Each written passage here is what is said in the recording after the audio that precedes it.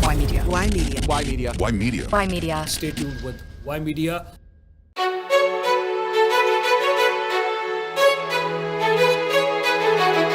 Ymedia is a media company.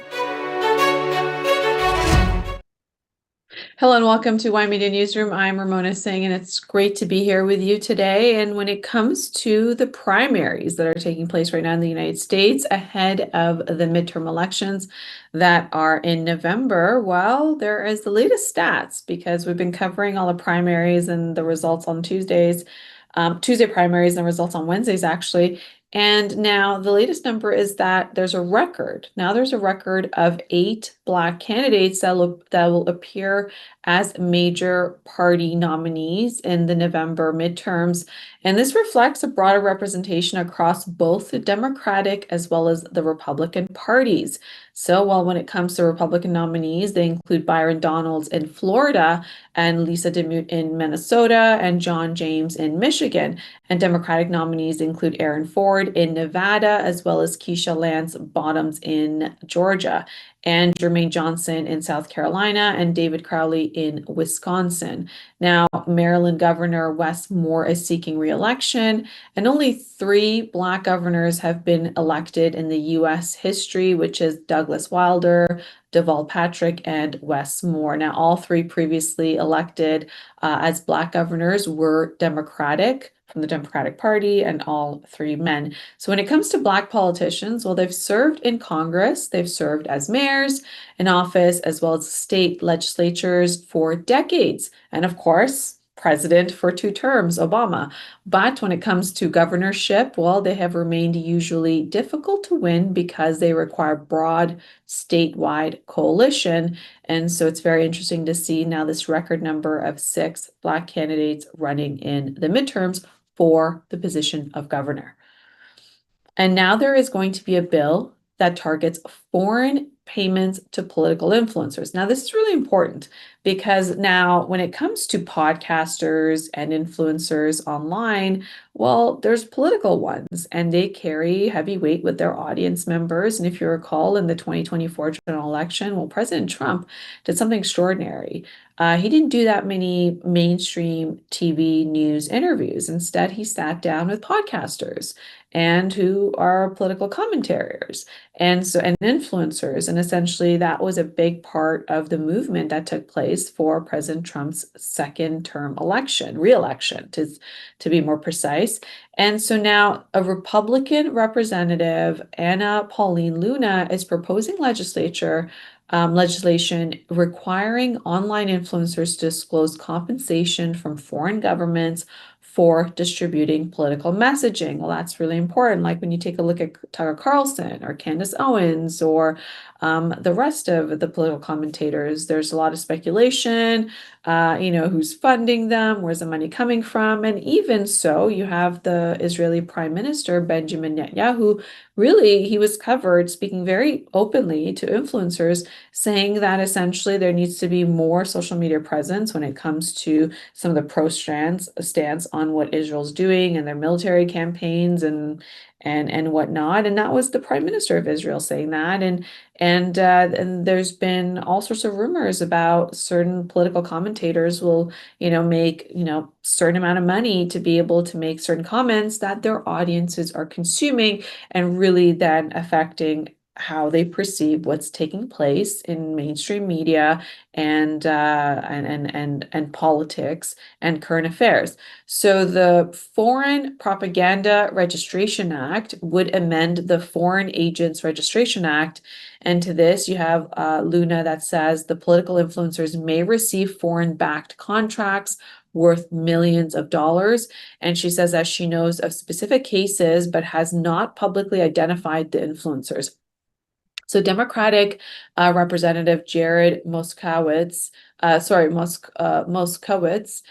and Vincent Gonzalez and Republican Derek Van Orden support the proposal. So you're seeing the support on both sides of the aisle. And Luna says that she could use a discharge petition to bypass House leaders if the bill is blocked. And this is just to make sure that when it comes to commercial influencers, they should then disclose sponsored product endorsements as well as political content that is financed by a foreign interests that can fall into less transparent territories, right? So perhaps, like, for example, when someone's talking about their worldview and they're a political commentator and they're an influencer, and then their audience really doesn't know that that's bought and paid for versus their own opinion. So then it becomes less transparent on that. Whereas when it's a product placement, then yeah, you disclose it, right?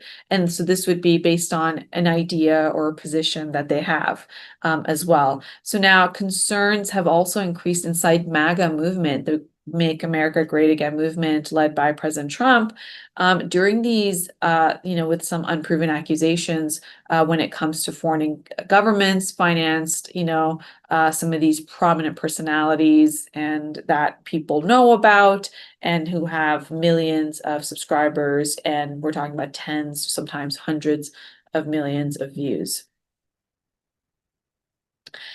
Now, Governor DeSantis is expected to reemerge as Florida's GOP campaign surrogate. So now you have the Florida Republican that is expecting that Governor Ron DeSantis to campaign more actively for party nominees after maintaining quite a relatively low profile during the primaries. I mean, Governor DeSantis, he's always been very loud and very present, and he's been keeping a low profile during the primaries, and that was largely to avoid becoming involved in the Republican primary contest. Now he's expected to support the party's general election candidates. So now that the candidates have gone through the primaries, and these are who the Republicans have as their candidates going to the midterms, then the governor will step up and campaign with them. Now, appearances would allow him to defend his record as he approaches the end of his governorship. He is the outgoing governor, soon to be. And there's also speculations about another potential presidential campaign in 2028. He didn't do so well against President Trump for his second term. Well, if you recall, it was really between DeSantis and who looked like he was leading in the polls at some point, with President Trump having a lot of legal troubles, and then things shifted prior to the 2024 general election, and you had President Trump that became the Republican nominee for president again. So now there's speculation that he might, again, DeSantis, run for 2028 presidential candidate, and this is something that it's not completely out of the question, but also not really, since it didn't do so well last time. There's not that much momentum behind it. Now, Florida has shifted from a very competitive swing state towards a Republican state during DeSantis's time as governor, and his administration has essentially reshaped state policies on education, immigration, abortion, and cultural issues. So when you have DeSantis effectively becoming the surrogate, it'll offer very useful measures for whether his political influence can also extend far beyond his governor's office when it comes to him backing these candidates for a midterm election. And in Wisconsin, well, the Republicans are targeted over food cost. So there's about a $300,000 ad campaign that targets Van Orden over food affordability. And this is something that we've been talking about in Canada for quite some time. As inflation numbers go up, gas prices go up, transportation costs go up, then it affects the cost of food. So a progressive economic group is launching a digital advertisement against Republican Representative Derek Van Orden in Wisconsin's competitive 3rd congressional district. And the brand is called Unrig Our Economy.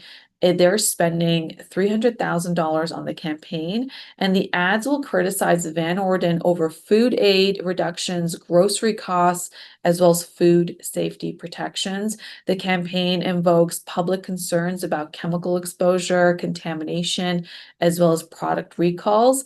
And the organization has also invested in competitive district Iowa, as well as Pennsylvania and Arizona in this campaign. Now, Wisconsin's 3rd district is a congressional battleground, and food affordability and safety provides the Democratic Party with a way to connect to federal policies, to voters, and everyday expenses. So this advertisement may be politically effective ahead of the midterms, but if their factual claims, of course, should be assessed separately, because when it comes to political negative ads, then you really have to make sure that it is viable, and especially during election time. But of course, when it comes to food safety, assistance programs, eligibility, and grocery inflation has made things more expensive, and therefore it's become a hot topic during the midterms. Another hot topic for the midterms elections that are around the corner are data centers. And there's a lot of opposition against data centers, which is now becoming an election issue. So AI data centers face growing bipartisan backlash as technology companies are really divided over whether opposition to data centers is temporary, election year politics, or is this going to be a lasting movement against the industry's electricity, water, and land demands for the AI revolution?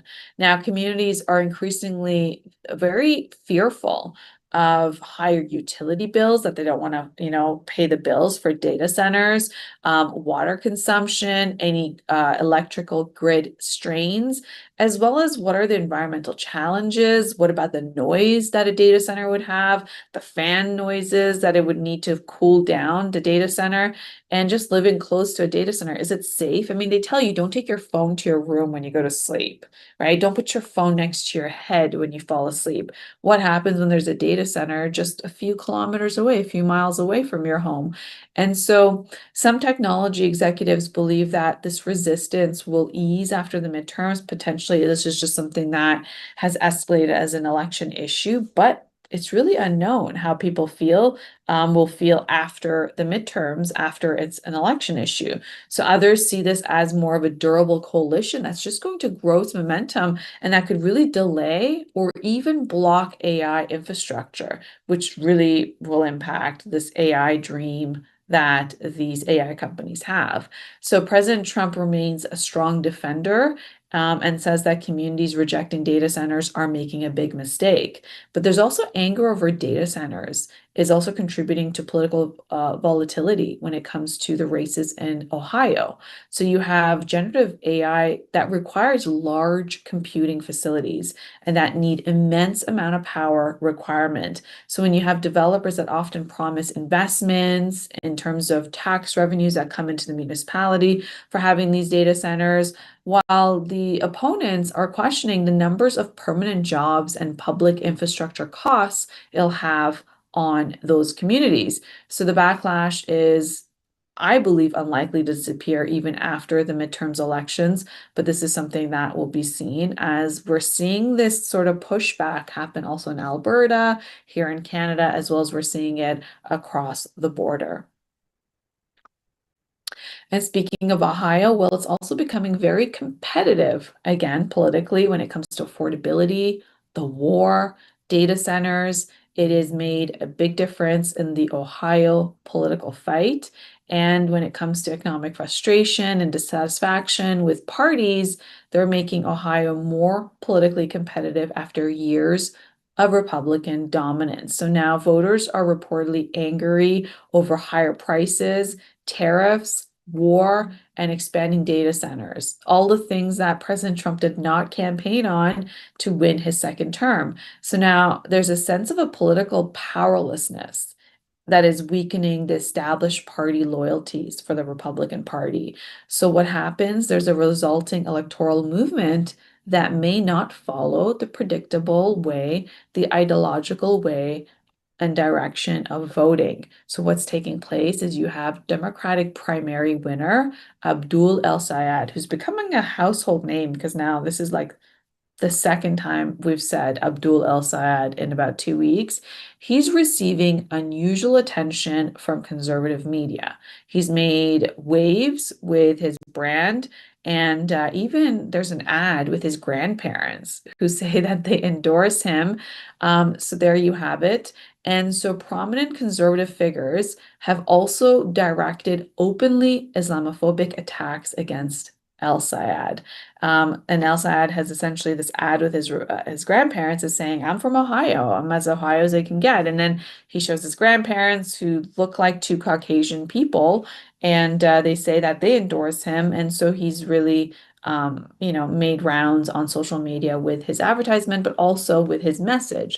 So now Ohio, once a defining presidential swing state, has moved decisively towards Republicans. And then you have the economic pressures, well, that Ohio has been going through. Now it's reopened the competition without necessarily restoring its former partisan alignment. So now it's becoming a very competitive seat. And this movement that's taking place in Ohio with the dissatisfaction over war, inflation, higher costs, data centers, then voters may not vote Republican. Their ideological way of doing things may not occur. So this is a state that's becoming very competitive, and it makes voter behavior harder to predict by either party. And the Democrats are also preparing a legal response to a possible election interference. You have officials that have drafted an emergency plan to protect the US midterm elections. So you have the local election administrations and congressional Democrats are preparing lawsuits and procedural responses in case the Trump administration attempts to interfere with voting, ballot custody, or certification of congressional winners. So the legal teams have prepared potentially lawsuits concerning attempts to seize ballots. They're being prepared. They don't want to miss a beat when this all goes down in November. And officials are also studying legal authorities that might be invoked to deploy the National Guard. Huge deal. And the House Democrats are also planning for a possible interference in seating newly elected members. Now, there's no contingency preparations, of course, but this is what has been rumored on what they're planning to do to be prepared for the midterms. And if there's any disputes that could arise, like if you recall in the 2020 elections, it really exposed vulnerabilities in certification procedures, ballot access, and transfer of power. So now this election officials want to conduct things the right way, and they are preparing much in advance of the midterms. And then there is the White House bunker that's complicating the ballroom argument. If you recall, President Trump wants to build this massive ballroom, but the existing nuclear bunker challenges White House's ballroom security claims. And former officials are essentially saying that this fortified emergency bunker beneath the White House weakens the administration's argument that a proposed ballroom is required partly for presidential security. If you recall, there was an assassination attempt at the press correspondence dinner, and that was the case where then President Trump said, yes, that's why we need the ballroom. Then we won't be going to third-party destinations to have our events, and therefore we'll be having it all at the White House ballroom. Now, there's been no decisions. It's still being decided by courts if they're going to allow building this ballroom, but there's also rumors that President Trump's still telling people to the contractors to still keep building as a New York developer would, right? Develop until it's no longer possible to tear it down, and then deal with the lawsuits and the aftermath in the courts later, right? But at least you have your infrastructure down. So now this underground facility that's supposed to be under the ballroom that he's proposing to build is constructed to shelter the president and senior officials during extreme emergencies. Now, it is reportedly designed to withstand a nuclear event even.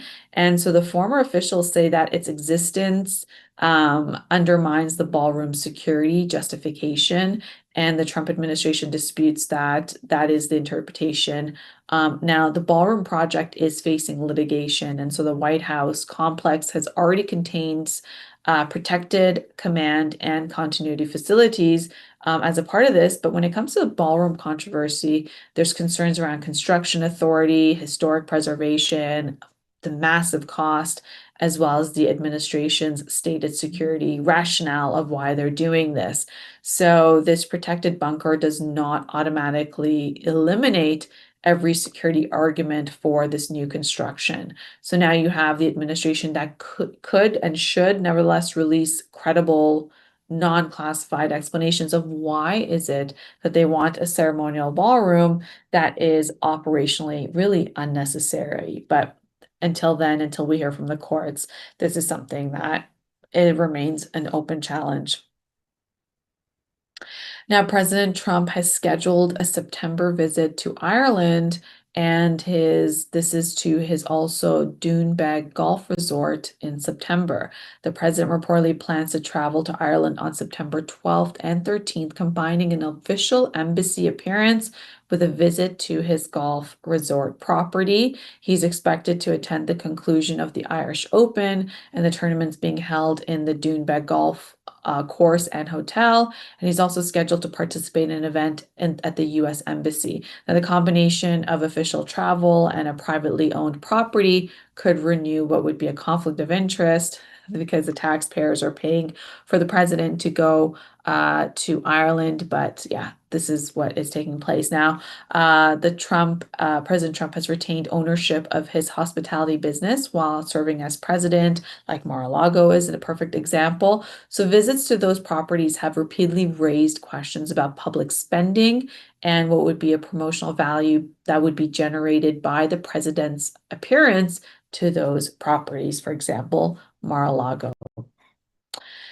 And quickly in international news, we have Ukrainian President Volodymyr Zelensky, who's rejected calls for a national election while the country remains at war with Russia. This demand came recently dismissed the defense minister, as well as what's been in terms of the renewed criticism of Zelensky's government over corruption, allegation, and Fedorov's sudden removal. So this is a time where Zelensky is saying that any wartime voting would destroy the country, and it's been at war with Russia for about 4 years, and there hasn't been any elections, and so that is the latest on what the president is saying.